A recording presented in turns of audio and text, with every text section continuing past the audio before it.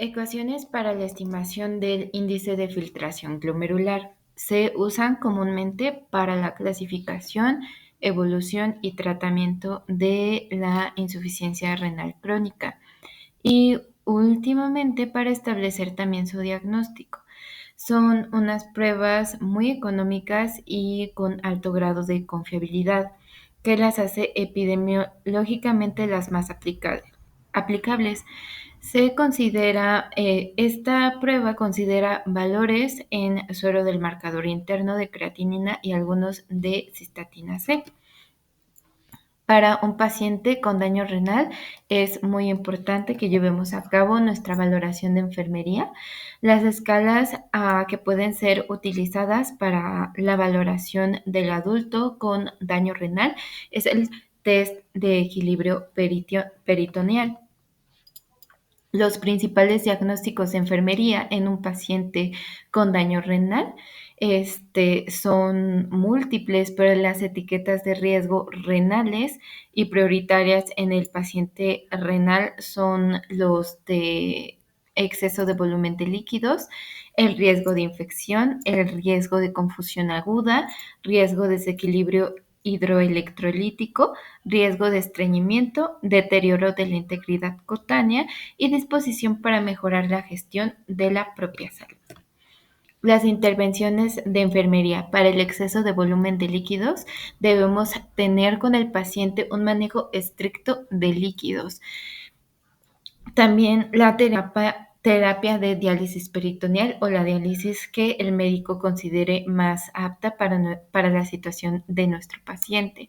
También el riesgo de infección, protección contra las infecciones sería una de nuestras intervenciones, ya que como habíamos mencionado se colocan algunas líneas arteriales o el cateterismo central y estos fácilmente pueden llegar a ser infectados y nuestro paciente ya tiene un daño como para causarle otro.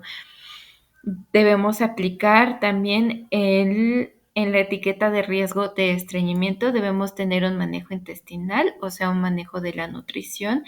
Como ya mencionamos, en nuestro paciente puede haber proteinuria, entonces debemos mantener los niveles de proteína lo más bajo que se pueda, así como los líquidos que ya se habían mencionado. Debemos mantener igual los electrolitos que va a ingerir en su alimentación en una forma equilibrada. Para el riesgo de desequilibrio hidroelectrolítico debemos también monitorizar los líquidos. Para riesgo de confusión aguda hay que tener una monitorización neurológica. Debemos aplicar constantemente nuestra escala de Glasgow. Para riesgo de deterioro de la integridad cutánea hay que aplicar cuidados en la piel, sobre todo en los sitios de inserción de los catéteres o de las líneas arteriales que se utilizan en los pacientes con algún tipo de diálisis y sobre todo también en los pacientes que aparte de daño renal padecen de diabetes, puesto que nos puede llevar a más complicaciones. Y vigilancia de la piel. Esto para determinar también si puede haber alguna infección, si hay alteraciones. Por ejemplo, podemos evaluar su llenado capilar para determinar si hay una correcta circulación o evaluar el tono de la piel en las extremidades inferiores y superiores para determinar si hay una salida de líquido que no sea normal. Disposición para mejorar la propia salud, hay que aplicar la enseñanza. Al aplicar cualquier procedimiento, nosotros debemos explicarle cómo y para qué se le está realizando el tratamiento. A toda pregunta que tenga tanto el paciente como su familiar debemos de responderla de la manera más clara posible. Aquí lo que se intenta es que nuestro paciente entienda, por lo que el lenguaje médico es poco recomendable en la situación de enseñanza. Esto puede mantener más tranquilo tanto al paciente como a sus familiares y hacer que su cooperación con los cuidados de la salud sea más fácil. También en cuanto a la enseñanza, le vamos a enseñar el proceso de la enfermedad, cómo avanza, cómo el tratamiento le ayuda a su enfermedad, cómo si no se cuida, las complicaciones que puede llegar a tener este paciente. Todo eso se lo debemos de explicar con el fin de que él también llegue a realizar acciones a favor de su salud. Intervenciones en enfermería para las hemodiálisis. Hay que revisar nuestras instalaciones. Todos los filtros y los equipos que estén en la planta de agua pueden sufrir algún tipo de contaminación bacteriana y deben de hacerse controles bacteriológicos máximo cada 3 meses. Al entrar en nuestra unidad de hemodiálisis debemos verificar de que todos los equipos se encuentren limpios y además que se encuentren funcionables. No podemos realizar algún procedimiento o tener un procedimiento en tal horario y descubrir que nuestro equipo no funciona. Eso retarda el tratamiento y lo que queremos es que el paciente llegue a su casa lo más pronto posible, que el tratamiento sea administrado de la manera más rápida que se pueda. Hay que monitorear la máquina con el circuito extracorpóreo. Siempre debemos de monitorizar nuestros equipos conforme a las indicaciones del médico o la consideración del profesional de enfermería. Hay que cebar el circuito extracorpóreo. El volumen de cebado recomendado es de 1000 mililitros de solución salina normal. Se va a iniciar con 500 mililitros y cuando ya se encuentre lleno el circuito se van a utilizar los 500 restantes, drenando la solución que ya habíamos colocado al principio. Hay que preparar a nuestro paciente. La valoración previa da a la enfermera las pautas para programar los cuidados durante la sesión de hemodiálisis y prevenir las posibles complicaciones que pueden suceder. Hay que determinar si nuestro paciente se encuentra bien, si se encuentra cómodo, porque de esta manera puede cooperar mejor con nosotros en el procedimiento de la hemodiálisis y también nosotros podemos determinar si podría ser contradictorio aplicarla. Por ejemplo, si un paciente está cruzando con tal vez confusión o si se encuentra somnoliento, lo ideal no sería aplicar la hemodiálisis, sino hasta determinar que lo tiene en un mal estado, por lo que nuestra evaluación al principio de aplicar este tratamiento es crucial. Se deben programar los parámetros de la máquina. La dosis usual que utilizamos para la heparina es de 50 unidades por kilogramo de peso para bolo inicial y de 500 a 1000 por hora para infusión durante la sesión. En pacientes que tienen tratamiento con eritropoyetina, la dosis inicial puede que sea aumentada a 75 unidades por kilogramo. Hay que realizar la asepsia del acceso vascular. Se necesita realizar la asepsia con una técnica estricta, ya que es esencial en la disminución de riesgo de contaminación bacteriana del acceso durante el procedimiento de la diálisis. La piel debe prepararse con un antiséptico, ya sea como la povidona o la clorexidina. Si se contamina nuestro acceso para la hemodiálisis, puede desencadenar bastantes complicaciones como trombos o arritmias o algún neumotórax incluso.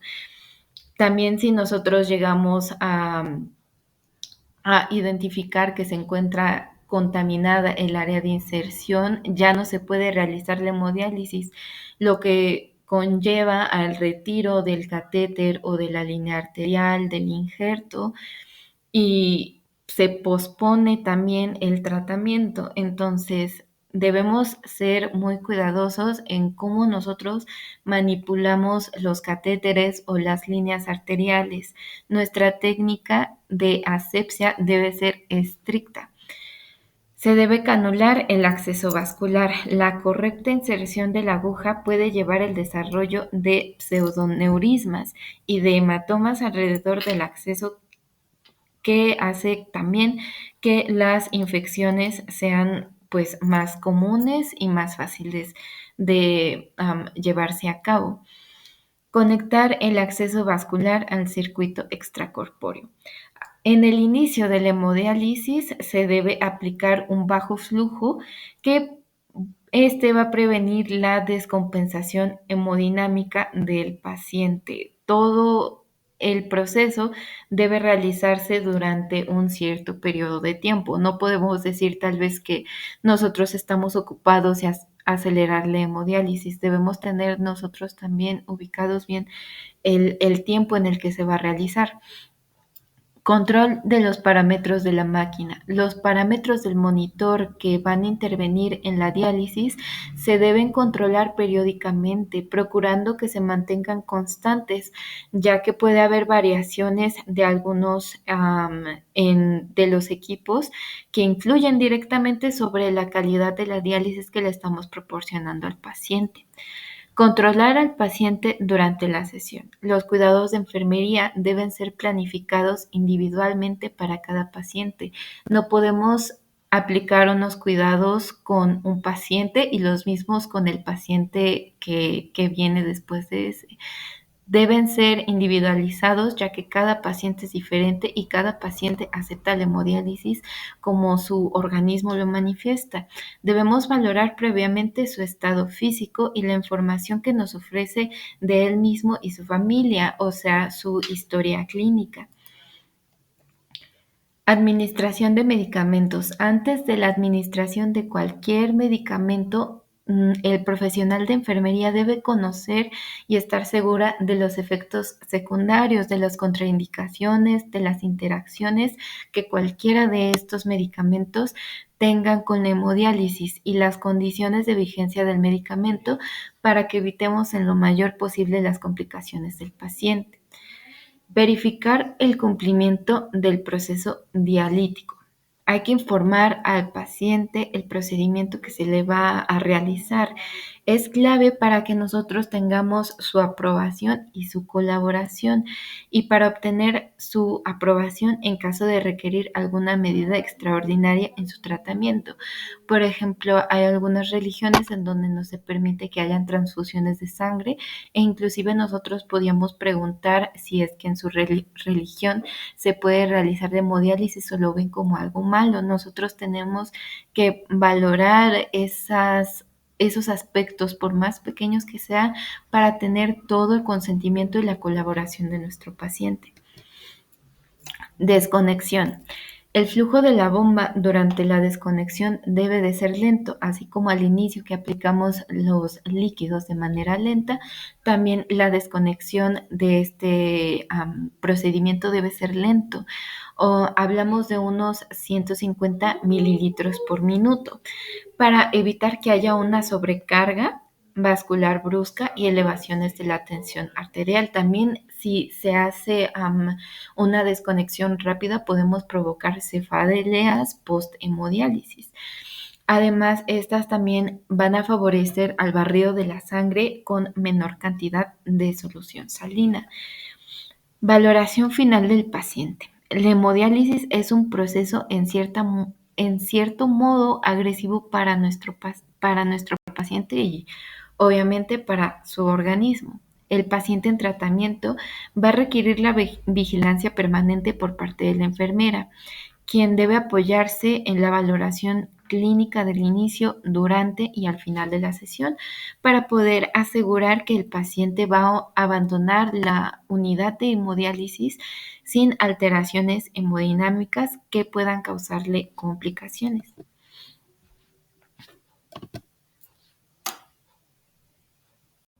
Unidad 6.5. Monitoreo del paciente en estado crítico con daño renal.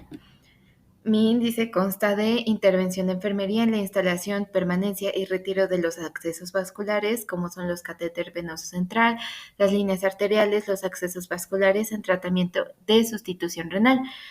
El análisis e interpretación de resultados de laboratorio del paciente con daño renal, las intervenciones de enfermería al paciente con daño renal y o tratamiento sustitutivo de hemodiálisis y las intervenciones de enfermería antes, durante y el después de la sesión de hemodiálisis.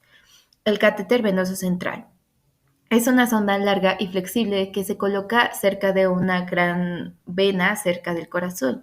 Esta es útil para tomar muestras de sangre, administrar líquidos, administrar quimioterapias u otros medicamentos, hacer transfusiones de sangre, proporcionar nutrición por vía intravenosa, entre otros. Indicaciones para la colocación de un catéter es el monitoreo hemodinámico, ya sea pues para presión venosa central y la obtención de la gasometría venosa central. Del monitoreo hemodinámico también se utiliza para la administración de fármacos. En especial se utilizan los fármacos inotrópicos, los vasopresores, los quimioterapéuticos, como ya se había mencionado.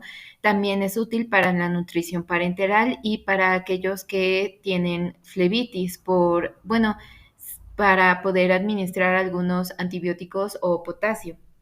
También como acceso para colocación de marcapasos intravenoso, como un catéter de Swan-Ganz o catéter de hemodiálisis y de plasmaféresis. También para cuando se dan los casos de imposibilidad de canalizar algunas vías periféricas. Sus contraindicaciones son que haya alguna infección, alguna lesión o alguna pérdida de la solución de continuidad de la piel en donde se necesite hacer la punción. También cuando hay lesiones o trombosis en las vías de acceso y cuando hay fractura en la clavícula, en el caso del abordaje clavicular, e incluso cuando nuestro paciente padece de alguna coagulopatía. En cuanto a su clasificación, de acuerdo con el sitio de inserción, los catéteres se van a clasificar en dos, ya sean centrales, periféricos, por así decirlo, porque se utiliza la vena cefálica y la basílica, y los centrales, ya que se utiliza la subclavia, la yugular interna y la externa, además de la femoral. Y también de acuerdo a su temporalidad, son temporales y permanentes. Por ejemplo, en un paciente que está recibiendo de quimioterapia,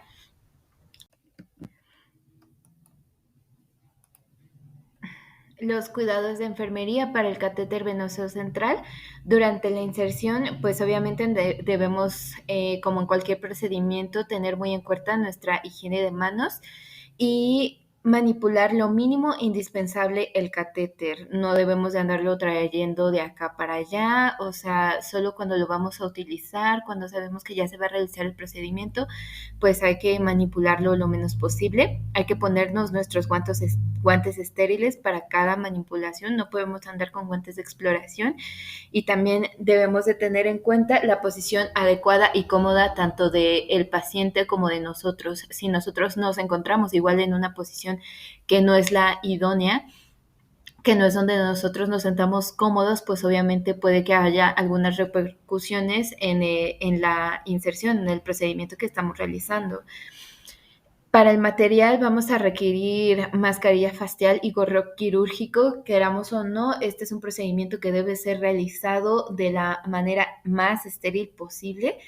También ocupamos bata y guantes estériles. Ocupamos solución antiséptica, ya sea povidona yodada, clorexidina acuosa al 2%, clorexidina alcohólica al 0,5% o alcohol al 70%. Estas son algunas recomendaciones. Claro, necesitamos 3 paños estériles o campos estériles o más, incluso para disponer de un gran campo. Para delimitar nuestra área estéril, necesitamos sistemas de suero, gasas estériles, 2 agujas intramusculares, 2 jeringas de 10, una bolsa de 50 a 100 mililitros de suero fisiológico o una botellita, como se dispongan en cada unidad, 2 ampollas de 10 mililitros de mevipacaína al 1% o al 2%, un set de vía venosa central, hoja de bisturí, Inclusive hay médicos que no utilizan la hoja de bisturí. Esto ya depende mucho de la experiencia que tenga cada personal al poner el catéter. También necesitamos seda trenzada de 3 ceros con aguja recta, 3 llaves de 3 pasos, apósitos estériles de gasa o apósitos estériles transparentes semipermeables. Esto pues es ideal que sea transparente, pues si hay algún edema o si hay retorno, pues el apósito transparente nos va a permitir la visibilidad. También transductores de presión purgados si se va a monitorizar su presión, y también una mesa auxiliar para colocar todo el material.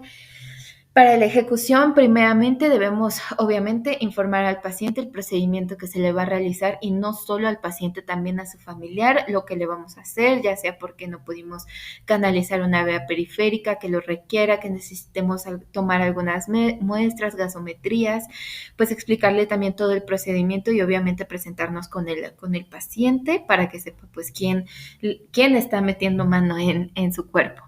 Colocar al paciente en decúbito supino, como ya habíamos mencionado, que el tener a un paciente en la posición ideal es muy importante para que él esté lo más cómodo posible, ya que le vamos a realizar un procedimiento que es muy invasivo.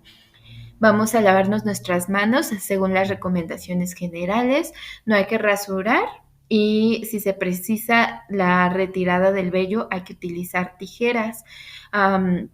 Generalmente sí se utilizaba la técnica de rasurar, pero pues ya es un procedimiento muy invasivo como para que aparte nosotros estemos quitando pues los vellitos que encontremos por la zona. Hay que lavar la zona de punción con agua y jabón primeramente, y luego aplicar ya la solución antiséptica desde el centro de la zona de inserción con movimientos circulares hacia el área periférica, y hay que dejar que actuar la solución antiséptica que estemos utilizando.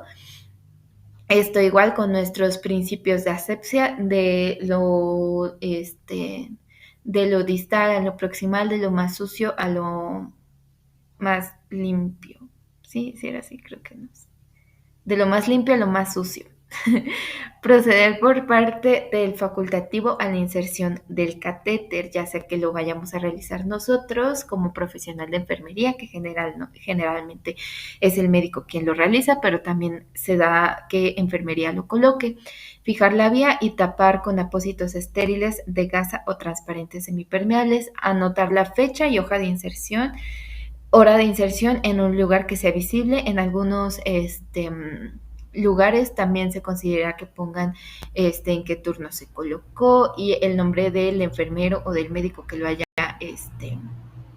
colocado. Hay que retirar todo nuestro material usado y hay que pedir urgentemente a una radiografía de tórax para verificar que el catéter esté en la zona correcta.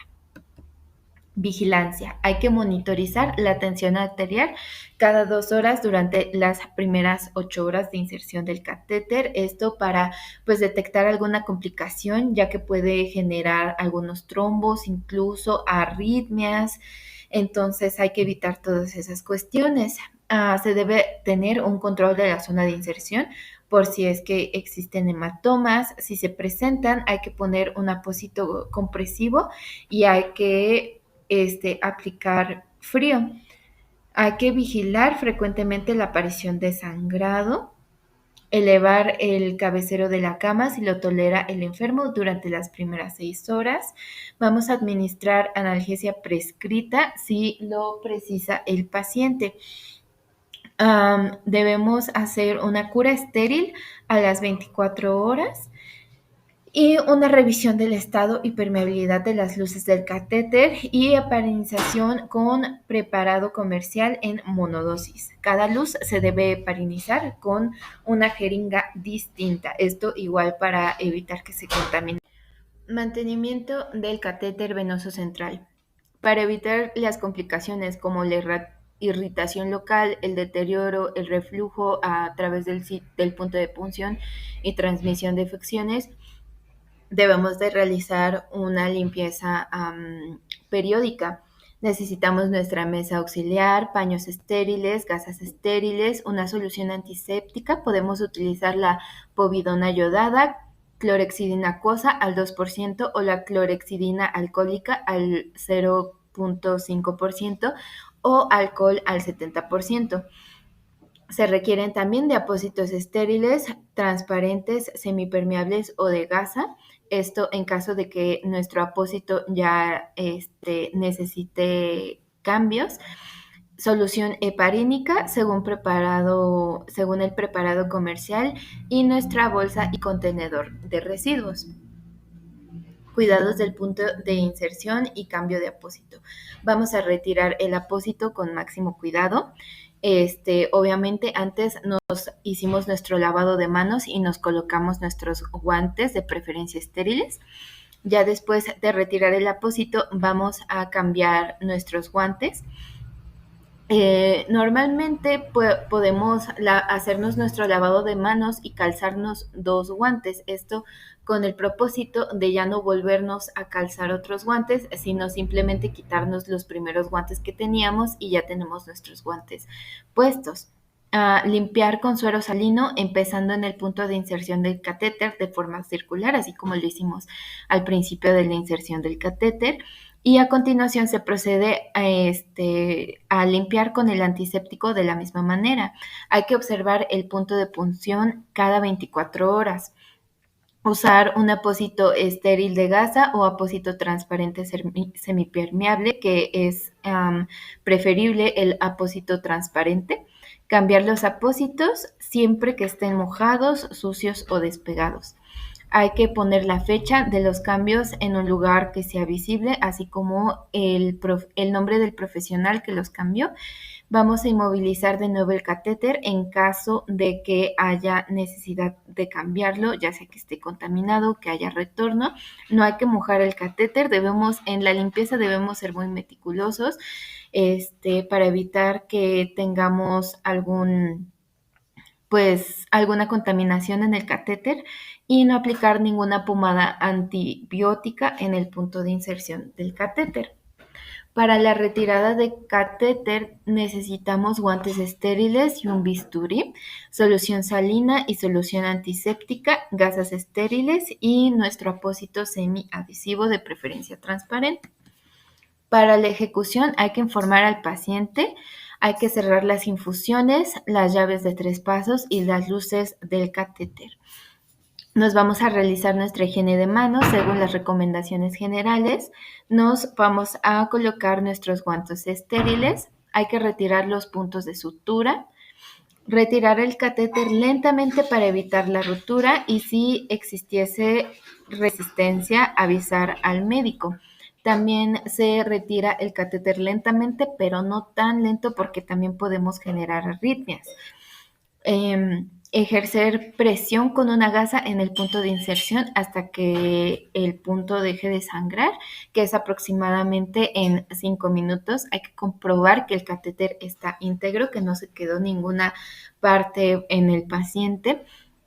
Nos vamos a cambiar los guantes por otros estériles para realizar la curación del sitio en donde retiramos el catéter.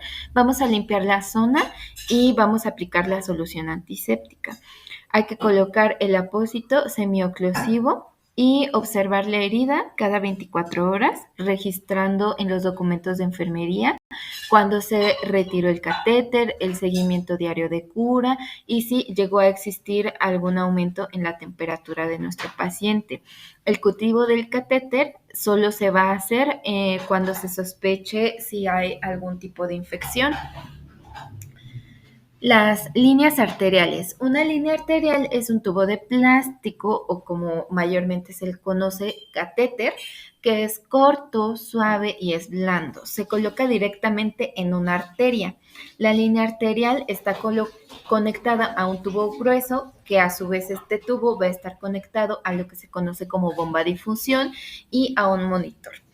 Es recomendable o es indicado en pacientes en intra y postoperatorio inmediato de cirugía cardíaca y neurológica u en otras condiciones. También se utiliza para el control de la presión arterial y tomar muestras de sangre arterial para análisis de gases, para diagnóstico y pruebas de laboratorio. La monitorización de la presión sanguínea arterial va a estar indicada para seguir de forma continua el curso de los pacientes que se encuentran en estado de shock o que han tenido alguna crisis de hipertensión, o también para determinar los efectos de la medicación del uso de los fármacos vasoactivos.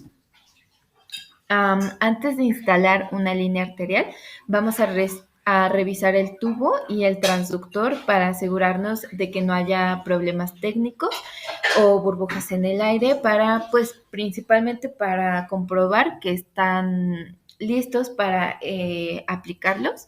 También debemos evitar que nuestros pacientes tengan esclerodermia. El uso de antibióticos.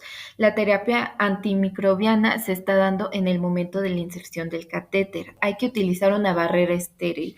Vamos a utilizar nuestra mascarilla, nuestros guantes, nuestra bata de cuerpo completo, y pues hay que llevar a cabo el procedimiento de una colocación de línea arterial lo más estéril que se pueda. Vamos a realizar nuestra higiene de manos antes de la inserción o de la manipulación de algún catéter arterial. Se utiliza una gasa estéril o transparente o algún apósito estéril semipermeable para cubrir el sitio del catéter. Vamos a reemplazar los catéteres arteriales solo en caso de alguna indicación clínica. No vamos a sustituir rutinariamente los catéteres arteriales para prevenir que haya alguna infección relacionada con el catéter y retirar el catéter cuando ya no se necesite. Vamos a reemplazar los transductores que sean desechables o reutilizables y otros componentes de los sistemas a intervalos de... El equipo recomendado: se recomienda el uso de un catéter de 20 Garriers, preferiblemente. También los catéteres de teflón de calibre de 20 o de 22 Charriers. Solución antiséptica, campos estériles y guantes estériles. También se realiza la prueba de Allen y Doppler. La prueba de Allen nos va a permitir valorar la suficiencia de la circulación colateral en la mano. La punción guiada por ultrasonografía va a permitir que haya una valoración del estado vascular y que va a haber una tasa de éxito del 62 versus el 34% por palpación. La técnica: según la condición del paciente, el profesional se presenta y explica el procedimiento y se realiza con el consentimiento informado. No importa si nuestro paciente se encuentra en coma, si nuestro paciente no está consciente, nosotros nos vamos a presentar y le vamos a explicar al paciente lo que se le va a realizar, aunque no puede escucharnos. Para la posición de una inserción de una línea arterial, vamos a realizar una hiperextensión de la muñeca, colocando debajo de ella una férula o rollo de algodón, y se va a inmovilizar con los dedos del pulgar. A veces no se cuenta con una férula o con un rollo de algodón, entonces lo que se utiliza es pues una venda, así como tal, como está enrollada, solo se coloca debajo de la muñeca del paciente para que se pueda realizar la hiperextensión.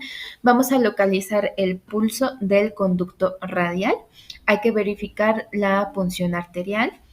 Con técnica estéril se va a colocar una anestesia local con lidocaína, ya que pues vamos a realizar un procedimiento que no es nada amistoso con nuestro paciente. Para el acceso percutáneo vascular se va a realizar una punción directa en la arteria. Una vez que se obtiene sangre en la cámara de la aguja,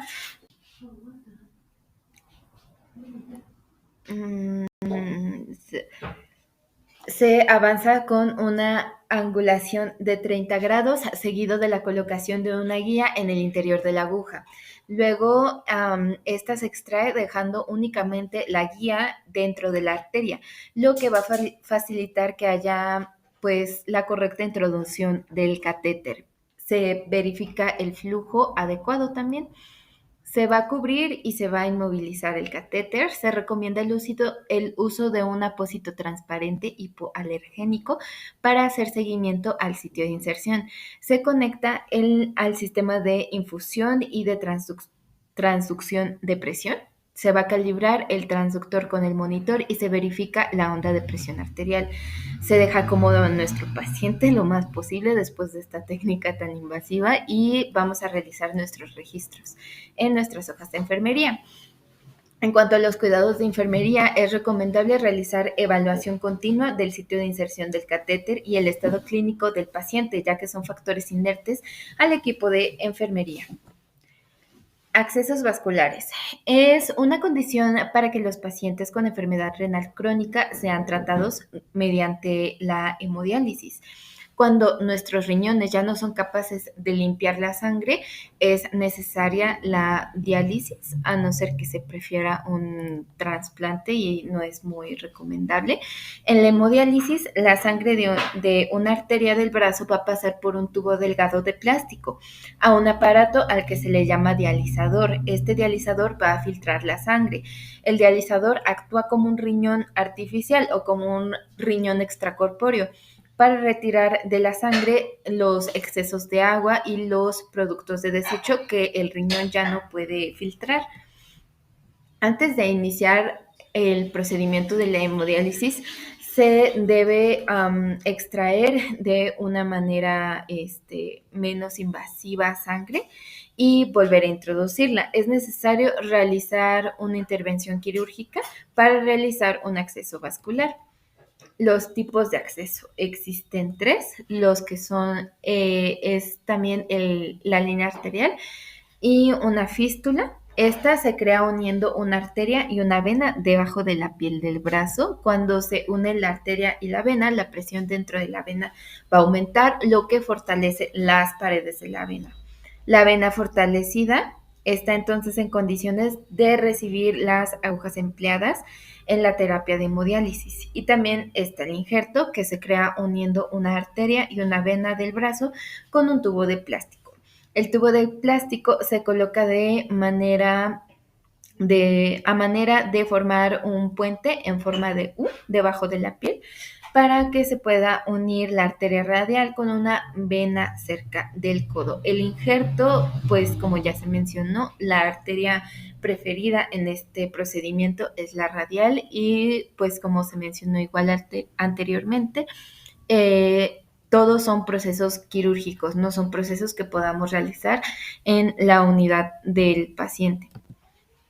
Los cuidados. Vamos a comprobar que se adjunta el informe del cirujano vascular, verificando el tipo de acceso que se ha realizado y las incidencias de la intervención, ya sea si le colocó una línea arterial, un injerto o otra. Valorar las constantes vitales, que nuestro paciente se encuentre estable. Hay que evitar hipotensiones, ya que podemos provocar una trombosis precoz. Tener la extremidad elevada para favorecer la circulación de retorno y evitar que haya edemas. En el momento de alta se va a citar al paciente para la retirada de la sutura cutánea a partir del 7º día y según el estado de cicatrización de la herida se puede sustituir la sutura por puntos de aproximación y vamos a anotar todos los datos de nuestro paciente y los datos necesarios, ya sea la fecha, el nombre de la persona que colocó, el horario, lo que se requiera en cada unidad. Toda la manipulación como conexión, desconexión, sellado de cualquiera de estas líneas han de realizarse según las recomendaciones de asepsia universales. Estos materiales son muy delicados y no queremos formar alguna infección en nuestro paciente.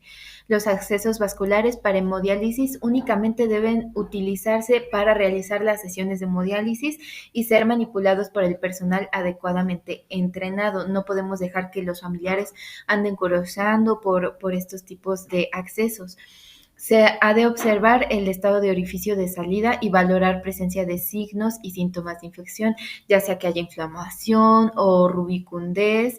Hay que informarlo todo e incluso hay que preguntar a nuestro paciente si le provoca dolor. Al principio, claro que le va a provocar dolor, pero si es un dolor tal vez excesivo o si le genera comezón. Se ha de observar antes de realizar la conexión al circuito de hemodiálisis el correcto funcionamiento del catéter, es decir, que está completamente permeable. Al finalizar la sesión de hemodiálisis y durante el sellado de las luces del catéter, el pinzado debe ser realizado de forma rápida y bajo presión positiva para evitar que haya un reflujo y se retorne la terapia en la luz del catéter. Los tapones que se utilizan al final del sellado del catéter van a ser de un solo uso y con rosca de seguridad. Los marcadores de daño renal. Se realiza un estudio de imagen. En este estudio se van a identificar las anormalidades estructurales, ya sea de forma o de tamaño, y obstrucciones en el sistema renal. Los estudios más frecuentes que se utilizan son la ultrasonografía, la radiografía, la tomografía computarizada con o sin medio de contraste. En casos seleccionados se va a obtener con una biopsia renal para microscopía con inmunofluorescencia o microscopía electrónica.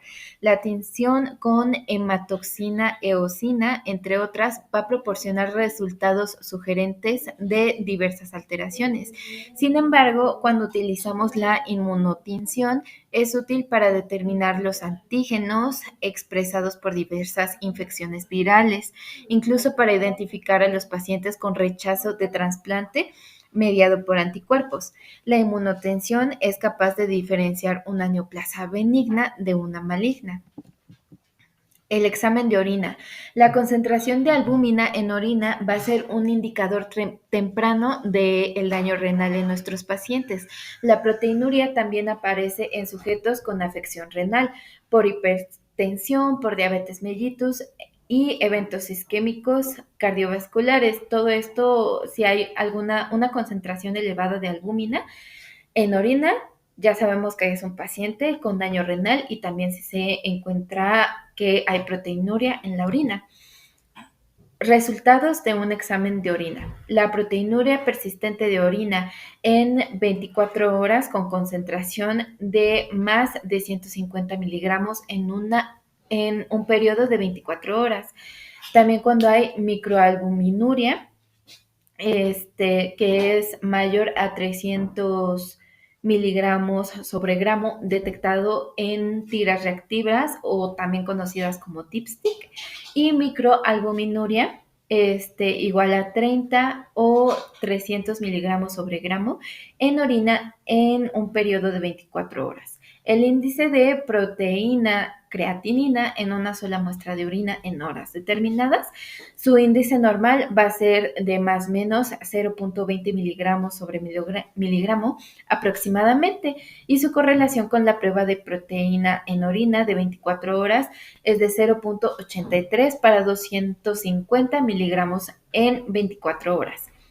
El índice de albúmina creatinina en una sola muestra de orina es anormal cuando es más igual a 30 miligramos sobre gramo, proponiéndose así como punto de corte específico más igual a 17 miligramos sobre gramo en hombres y más igual 25 miligramos sobre gramo en mujeres.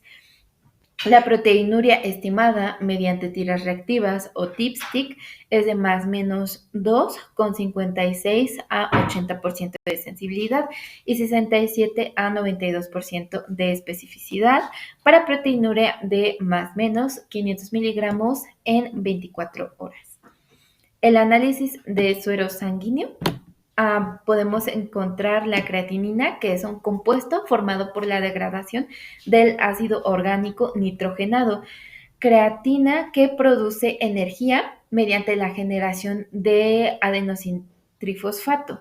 Este producto va a ser detectable en la sangre y normalmente se elimina por orina mediante el filtrado libre en el glomérulo y la secreción del túbulo proximal.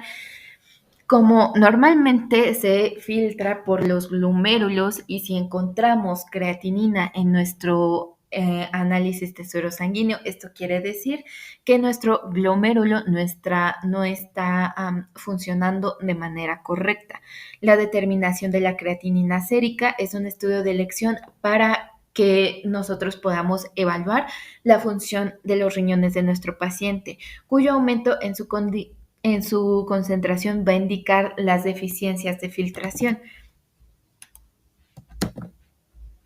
Análisis de rutina adicionales.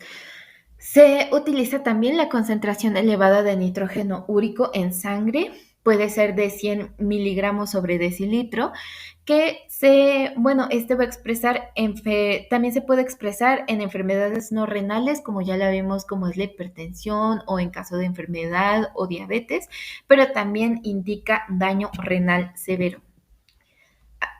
Otro análisis de rutina adicional puede ser que encontremos una concentración alta de ácido úrico por una producción elevada de uratos, excreción renal disminuida o puede haber casos en los que haya ambos, o sea que nuestro paciente tenga uratos elevados y excreción renal baja. Su propiedad antioxidante puede volverse prooxidante en la placa aterosclerótica y originar disfunción endotelial, lo que va a provocar que haya un aumento de tensión arterial, va a disminuir el filtrado que realizan los glomérulos y también va a aumentar la presión dentro de estos glomérulos. Además, también el perfil electrolítico. Nuestros electrolitos pueden decir muchísimo de nosotros. Incluye la determinación de sodio, potasio, cloruro y bicarbonato.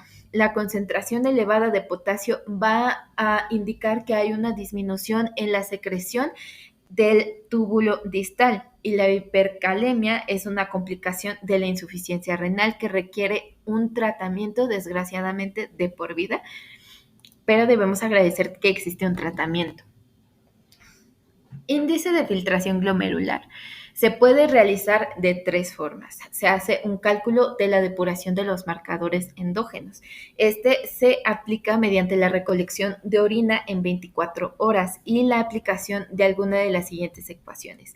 Podemos utilizar la ecuación de depuración de creatinina con bloqueo de tubular desimetidina, depuración de insulina y depuración de urea depuración de creatinina. Cálculo de la depuración con algún marcador externo. Es una sustancia que cuando la aplicamos en el organismo de los pacientes va a mantener una concentración estable en el plasma por ser fisiológicamente inerte y de la que se espera una cantidad similar excretada en orina, con la que puede medirse el índice de filtración glomerular mediante la diferencia de la cantidad introducida intravenosamente versus la cantidad que nuestro paciente va a eliminar de orina.